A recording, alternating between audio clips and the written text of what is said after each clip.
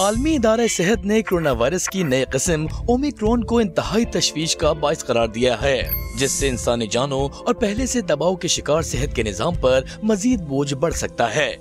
दीगर वायरस की तरह कोरोना वायरस भी तब्दीलियों के अमल से गुजर रहा है और अब तक कोरोना वायरस की मुख्तलिफ अक़साम सामने आ चुकी हैं। जनूबी अफ्रीका में दरियाफ्त होने वाले कोरोना वायरस की नई किस्म ओमिक्रॉन दिसंबर 2019 में दरियाफ्त होने वाले कोरोना वायरस से काफी मुख्तलिफ है। ओमिक्रॉन की इस नई किस्म की दरियाफ्त की अहम बात यह है कि इस वायरस की जीनियाती ढांचे में तकरीबन 50 तब्दीलियां मौजूद हैं, जिसमें 32 तब्दीलियां स्पाइक प्रोटीन में हैं, जिनके जरिए कोरोना वायरस इंसानी खलियों में दाखिल होता है। कोरोना वायरस की नई किस्म का तकनीकी नाम B.1.1529 है और इस नई किस्म में री-इन्फेक्शन का खतरा दीगर इक़साम से ज्यादा है, जिसके बाइस आलमी इदारा सेहत ने ओमिक्रॉन को वेरिएंट ऑफ कंसर्न या बाइस से तशवीश करार दिया है। इससे कबल कोरोना वायरस की 4 इक़साम को तशवीश का बाइस करार दिया गया था, जिसमें मई 2020 में जनूबी अफ्रीका से कोरोना की नई किस्म बीटा के केसेस रिपोर्ट हुए। ये वेरिएंट या किस्म दुनिया के 146 ममालिक तक फैली और इसकी स्पाइक प्रोटीन में 10 तब्दीलियां नोट की गयी।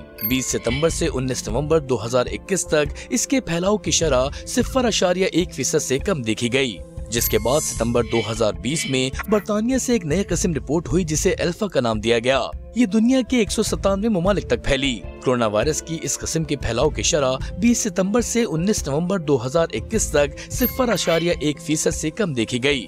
अलबत्ता इसके स्पाइक प्रोटीन में 11 तब्दीलियां नजर आईं। नवंबर 2020 में ब्राजील से कोरोना की नई किस्म गामा के केसेस रिपोर्ट हुए। यह किस्म दुनिया के 103 ममालिक तक फैली और 20 सितंबर से 19 नवंबर 2021 के दस्तयाब नमूनों में इस वायरस की मौजूदगी की शरह 0.1% रही। गामा के स्पाइक प्रोटीन में 12 तब्दीलियां भी नजर आईं। अक्टूबर 2020 में भारत से कोरोना की नई किस्म डेल्टा सामने आई, जिसने दुनिया के 196 ममालिक को अपनी लपेट में लिया। इसके स्पाइक प्रोटीन में 10 तब्दीलियां देखी गयीं, मगर ये वायरस बहुत तेजी से फैला और 20 सितंबर से 19 नवंबर 2021 तक जिन सैंपल्स की जांच की गई, इसमें वायरस की मौजूदगी की शरह 99.8% देखी गई।